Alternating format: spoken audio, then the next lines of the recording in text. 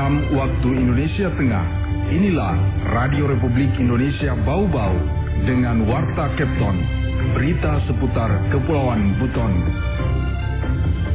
Nah, Idul Adha tahun ini alhamdulillah dilaksanakan serentak lah bersamaan, tidak ada lagi perbedaan antara dua organisasi besar ini. Senin kemarin, Senin sampai Jumat itu pemeriksaan antemortem, pemeriksaan hewan hidup. Dari hari Sabtu sampai Selasa, postmortem misalnya pemeriksaan dagingnya nih. Selamat pagi pendengar, dari kawasan Limbobolio, Tangana Padang, kami sampaikan pokok-pokok berita. Pemerintah Kota Bau-Bau laksanakan sholat Idul Adha pada Senin 17 Juni 2024. Tidak ada takbir keliling, namun dipusatkan di tiap masjid semeriah mungkin. Dinas Pertanian Kota Bau-Bau menerjunkan 26 anggota bidang pengawasan hewan ternak untuk memantau kelayakan daging pasca sembelih di sejumlah masjid hingga Selasa 18 Juni. Saudara, inilah Warta Kepton pagi hari ini, Senin tepatnya tanggal 17 Juni 2024 bersama saya, Bu Zuda.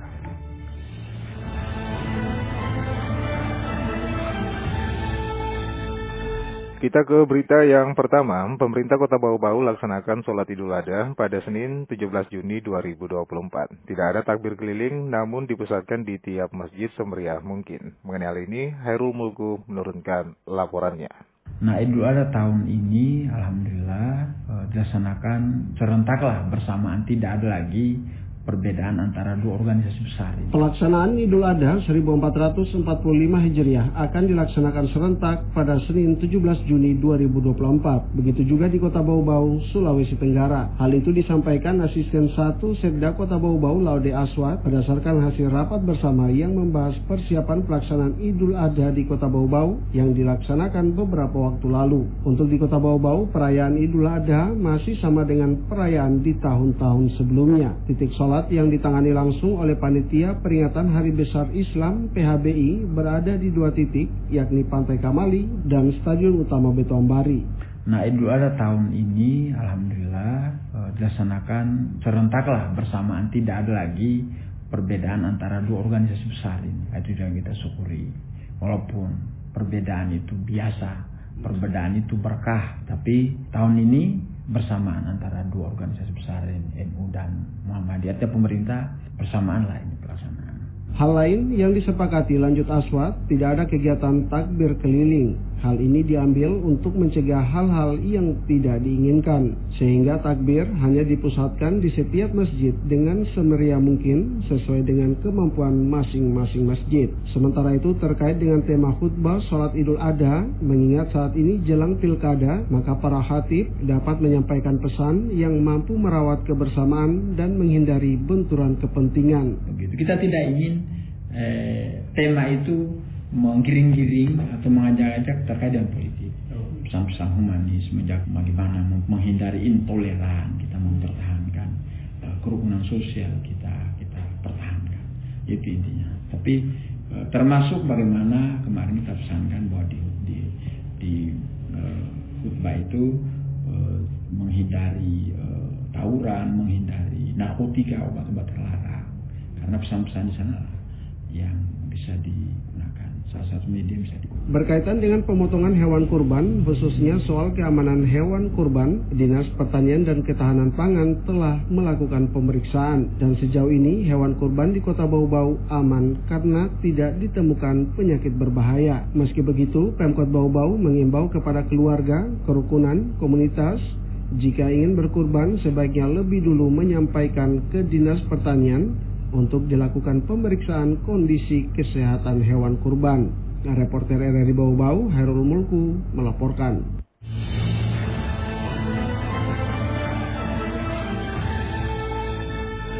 Saudara, Dinas Pertanian Kota Bau-Bau menerjunkan 26 anggota bidang pengawasan hewan ternak untuk memantau kelayakan daging pasca sembelih di sejumlah masjid hingga Selasa 18 Juni. Selengkapnya reporter RRI Bau-Bau, Waude Nurliani menurunkan laporannya. Setelah tuntas pemeriksaan fisik hewan kurban Jumat lalu, Dinas Pertanian Kota Bau-Bau melalui bidang peternakan melanjutkan pengawasan daging di pasar sejak Sabtu pagi hingga Selasa 18 Juni mendatang. Dinas Pertanian menerjunkan 26 anggota bidang pengawasan hewan ternak untuk memantau kelayakan daging di pasaran hingga kelayakan daging kurban pasca sembelih di sejumlah masjid. Kepala Bidang Peternakan Dr. Hewan Jusriyati mengungkapkan, ke-26 tim tersebut terbagi dalam 8 kelompok sesuai dengan jumlah kecamatan sekota Bau-Bau. Setiap kelompok akan ada 3 orang petugas pengawasan yang akan turun keliling di setiap masjid tempat pemotongan kurban, termasuk lokasi pemotongan kurban warga. Sementara untuk hasil pengawasan di rumah potong hewan dan tempat penjualan daging di sejumlah pasar di Bau-Bau, belum ditemukan indikasi daging tidak layak konsumsi, baik mengandung cacing maupun terindikasi busuk. Menurutnya, daging yang dipasarkan di pasar Bau-Bau masih layak dan aman untuk konsumsi. Senin sampai Jumat itu pemeriksaan antemortem. Pemeriksaan hewan hidup. Dari hari Sabtu sampai Selasa, postmortem misalnya pemeriksaan dagingnya nih. Kalau untuk daging tidak ada. Alhamdulillah sehat semua. Maksudnya tidak ada yang maksudnya daging-dagingnya sih tidak ada yang busuk, tidak ada. Untuk itu Dinas Pertanian berbagi tips memilih daging sehat dan berkualitas baik. Pastikan memilih pedagang yang memperhatikan sanitasi dan kebersihan tempat berjualan, di mana daging yang dijual beralas plastik ataupun daun, serta tidak dihinggapi lalat hijau. Tips lainnya yakni mencium bau daging. Kata Jusriyati, daging segar pasti beraroma khas sapi. Selanjutnya dari sisi warna daging sapi segar biasanya berwarna merah cerah ataupun merah tua. Daging sapi segar pun dapat dilihat dari konsistensi daging, di mana saat ditekan daging kembali ke posisi semula dan tidak benyek apalagi hancur. Wadin Duliani, reporter dari Bau-Bau, melaporkan. Anda sedang mendengarkan Warta Kepton, berita seputar Kepulauan Buton. Saudara, Kantor Kementerian Agama Kota Bau-Bau menetapkan 65 titik lokasi pelaksanaan Sholat Idul Adha 1445 Hijriah pada Senin, tepatnya tanggal 17 Juni 2024. Ke-65 titik tersebut tersebar pada 8 kecamatan yang ada di Kota Bau-Bau. Hal ini tertuang dalam surat dari Kemenak Kota Bau-Bau nomor B774 di tahun 2024 ini, yang juga ditandatangani Kepala Kemenak Bau-Bau yaitu Mansur, perihal penyampaian lokasi pelaksanaan Sholat Idul Adha 1445 Hijriah tahun 2024 yang ditembuskan kepada Wali Kota Bau-Bau. Adapun 65 titik pelaksanaan Sholat Idul Adha 1445 Hijriah di tahun 2024 Masehi, yakni untuk Kecamatan Wolio terdapat 16 titik terdiri dari Pantai Kamali, Kelurahan Wale, Masjid Al-Iman Polres Bau-Bau, Nurul Haria Kodim, dan juga Al-Mujahidin, Kelurahan Wangkanapi, Masjid Lapas Bau-Bau, dan Nurul Haq, Kelurahan Tomba. Masjid Alamin TPS Abdul Wahid dan juga Baitul Makmur Kelurahan Batara Guru, serta Masjid Pastabikul Khairat dan juga Al-Mu'min Lamangga, Jami Al-Ganiyung, serta Asmaul Husna Kelurahan Bukit Wolio Indah. Kemudian Masjid Jabal Rahman Nurul Jihad dan juga Manarfa Nafsahu, maupun juga Masjid Ar-Rahman Bukit Sari Kelurahan Kadolo Katabi.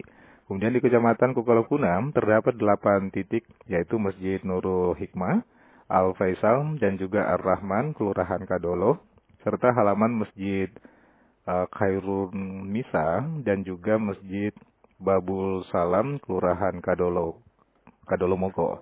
Sedangkan untuk di Kelurahan Waworuma dan juga Sukanayo menggunakan lapangan sepak bola Waworuma serta lapangan sepak bola Pulau Makassar, kemudian Masjid Nurul Falak Kelurahan Lakologou.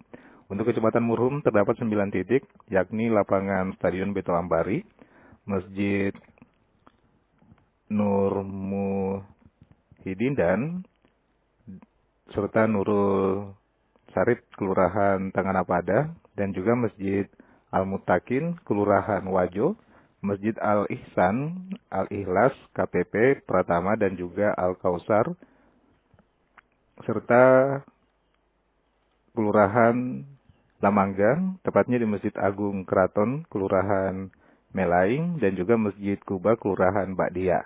Selanjutnya untuk Kecamatan Batu Puaro terdapat 9 titik, terdiri dari Masjid Nurul Ihsan dan juga Baitul Hikmah Bone-Bone, Masjid Islamic Center Bau-Bau, yaitu Al-Mukarabin, dan juga Masjid Nurul Jihad Kelurahan Wameo, Masjid Tamirul Muslimin Taruf, Masjid Al-Manar, Kelurahan Kobula, Masjid Nurul Fala, Kelurahan Lanto, dan juga Masjid Syekh Abdul Wahid, Kelurahan Ngangana Umala. Sementara itu untuk Kecamatan Beto Ambari disampaikan terdapat 7 titik terdiri dari Pertamina Sula'a dan juga lapangan Majawari, Kelurahan Sula'a, pelataran bandara, pelataran kantor Kemenak Bau-Bau, dan juga Masjid Nur Sabang, Kelurahan Lipu, lapangan Waborobo, Kelurahan Waborobo, dan juga Labalawa, Kelurahan Labalawa. Sedangkan untuk Kecamatan Bungi disampaikan pelaksanaan sholat Idul Adha 1445 Hijriah di 5 titik, yakni Masjid Markazul Ummah Liabuku, Masjid Nurul Yakin Kamponyahu, serta Masjid Al-Muhajirin Karing-Karing, dan juga Masjid Al-Hidayah Tampuna, dan lapangan SMP Negeri 9 Waliabuku. Selanjutnya untuk Kecamatan Lea-Lea disampaikan ada 6 titik, yakni lapangan sepak bola Lowu-Lowu, lapangan sepak bola Kolose, lapangan sepak bola Kalialia, Masjid Babut Takwam, lingkungan Wamembe, Kelurahan Kantalai, serta pelataran SD Negeri 1 Batara Guru, dan juga Masjid Babut Takwa Palabusa. Dan yang terakhir adalah Kecamatan Sorowolio.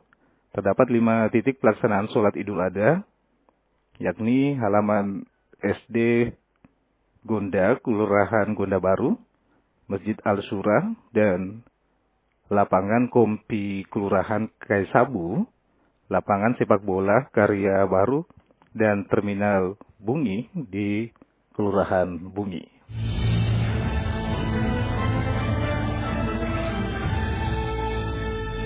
Saudara, kita beralih ke berita yang terakhir. Setiap tahun Kota Bau-Bau mendatangkan beras dari luar daerah hingga 9.000 ton. Lantaran produksi beras lokal tidak bisa menopang konsumsi keseluruhan penduduk. Hal ini Afriansa melaporkan. Kemampuan kita untuk produksi beras itu hanya paling tinggi 7.000 ton per tahun produksi beras kita. Berarti kita minus sekitar 9.000. Setiap tahun Kota Bau-Bau mendatangkan beras dari luar daerah hingga 9.000 ton lantaran produksi beras Bau-Bau tidak bisa menopang konsumsi keseluruhan penduduk di kota pemilik benteng terluas di dunia ini. Kepala Dinas Pertanian dan Ketahanan Pangan di Pertan Kota Bau-Bau, Muhammad Rais, mengungkapkan kebutuhan beras Kota Bau-Bau mencapai 16.000 ton setiap tahun dengan jumlah penduduk sekitar 160.000 orang.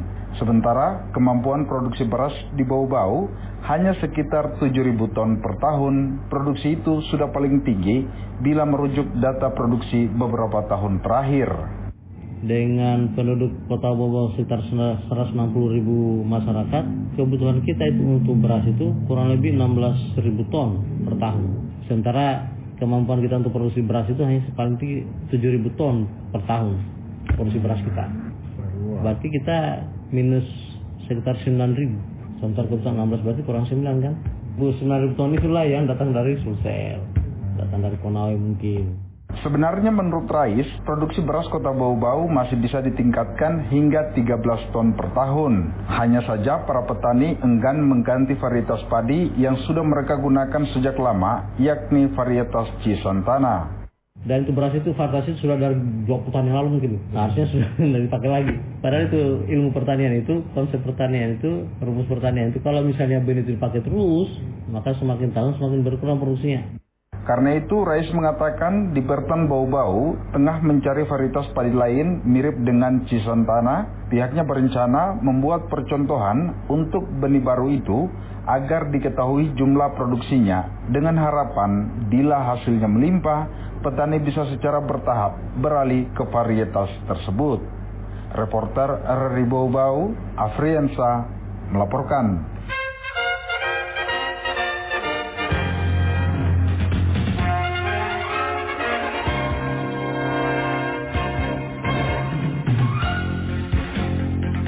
Pendengar, sebelum kami akhiri, kembali kami sampaikan pokok-pokok berita. Pemerintah Kota Bau-Bau laksanakan sholat Idul Adha pada Senin 17 Juni 2024. Tidak ada takbir keliling, namun dipusatkan di tiap masjid semeriah mungkin.